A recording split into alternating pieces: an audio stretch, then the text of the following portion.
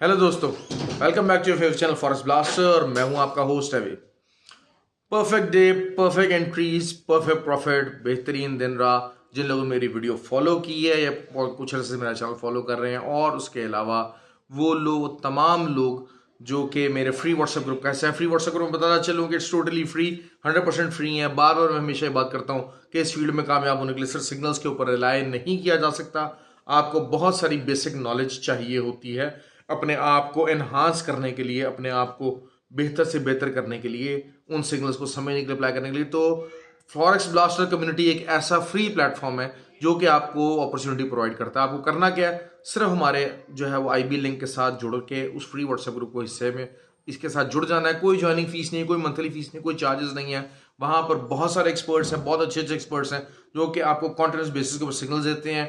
Trade बन कैसे रही है, कौन सा फंडामेंटल, किस चीज का एनालिसिस कैसे कर रहा है, और किस तरीके से क्या क्या चीज, कौन कौन से पैटर्न्स जो हैं वो प्ले हो रहे हैं, हर चीज उसमें डिस्कस की जाती है। तो आप उस फैसिलिटी से फायदा उठा सकते हैं। मेरा व्हाट्सएप ग्रुप का नंबर जो है वो नीचे डिस्क्रिप्शन में मौजूद है। आप मुझसे रब्ता कर सकते हैं। सिर्फ ऑक्टाएफएक्स और एक्सनेक्स के साथ आपको हमारे आईबी लिंक के साथ जुड़ना है। और अगर आप ऑलरेडी ऑक्टाएफएक्स और एक्सनेक्स यूज करते हैं तो फिर आपको सिर्फ अपना आईबी लिंक चेंज करके हमारे साथ जुड़ जाना, दैट्स इट। कोई ज्वाइनिंग फीस नहीं, कोई मंथली फीस नहीं, कोई चार्जेस उसमें मौजूद नहीं है। ओके जी, बात करते हैं सबसे पहले गोल्ड की। गोल्ड, जिस तरह मैंने आपको क्लियरली कहा था, बड़े क्लियर दो इंडिकेशन दिए थे कि जी गोल्ड इज इन सेलिंग। एक मैंने आपको कहा था कि 9 मूविंग एवरेज से नीचे आफ्टर 1669 जो है वो पहली 4 आवर कैंडल है जो कि बेरिश क्लोज हुई है। 9 मूविंग एवरेज को मैं इंट्रा डे का पॉइंट ऑफ व्यू से बहुत ज़्यादा वेटेज देता हूँ। तो वही बात है कि 4 आवर कैंडल ओपन और क्लोज दोनों नीचे हुई तो बेरिश सेंटिमेंट वाज हाई। 55 का मैंने जो है वो आज इंट्रा डे का टारगेट दिया था, ऑल्दो के नीचे का 36 और 1736 और 1702 का हमारा लॉन्गर टर्म टारगेट है।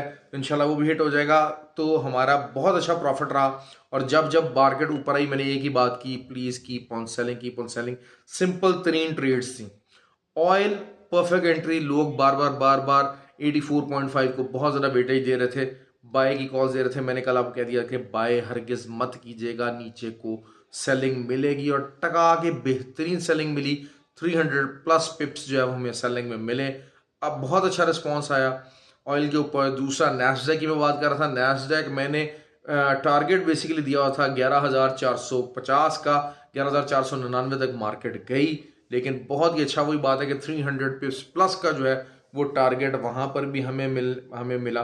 तो ओवरऑल बहुत ही अच्छा एक सिनेरियो बिल्ड रहा और काफ़ी ज़्यादा प्रॉफिटेबल किस्म के जो है वो हमारा दिन रहा। अब इसको देख लेते हैं कि जी चीज़ों को कल क्या हो सकता है।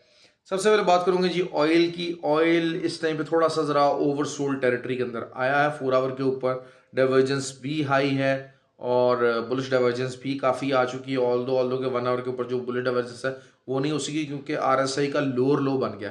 लेकिन ओवरसोल्ड टेरिटरी है जिसकी वजह से एक रीटेस्ट हो सकता है 84.5 का रीटेस्ट हो जाए।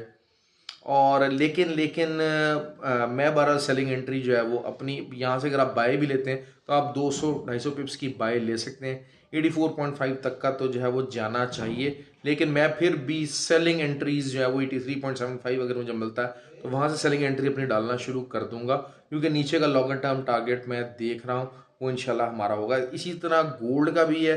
गोल्ड अगर आपको जो है वो कोई भी जब तक गोल्ड जो है वो आप समझ लीजिए कोई भी आवरली कैंडल 1674 से ऊपर क्लोजिंग नहीं देगा, गोल्ड में बाय वाला जो मामला है ना, बाइंग साइड ही नहीं होगी। मतलब बाइंग आप ले सकते हैं, ऑब्वियसली स्कैल्पिंग बाय आप सारा टाइम ले सकते हैं। कल मार्केट में बहुत ज़्यादा स्टार्टिंग के सेशन में तेज़ी नहीं रहेगी।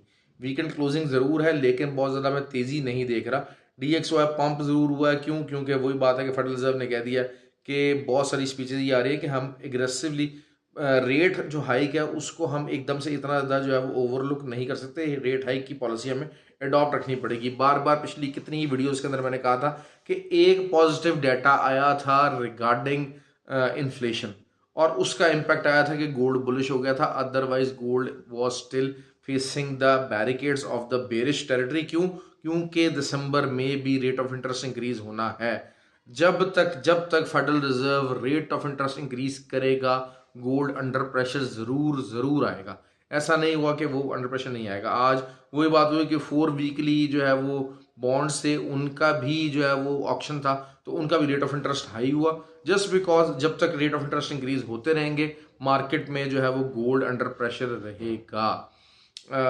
ओकेजनली बाइंग और सेलिंग ज़रूर आ सकती है, लेकिन वही बात है कि अगर आपको ऊपर से सेलिंग का मौका मिलता है तो बहुत अच्छी बात है। लेकिन ये कि थोड़ा सा जैसे कहते हैं कि अगर 4 आवर की 1 से 2 कैंडल्स जो हैं वो कल मॉर्निंग के अंदर 57 से नीचे क्लोजिंग नहीं देती, बल्कि 55 से नीचे अगर क्लोजिंग नहीं देती हैं, तो आप थोड़ी बहुत रिट्रेसमेंट बाय ज़रूर ले सकते हैं, जो कि 72 74 का एरिया आपको टच कर सकती है, लेकिन वहाँ से आप दोबारा एक सेलिंग पकड़ सकते हैं अच्छी।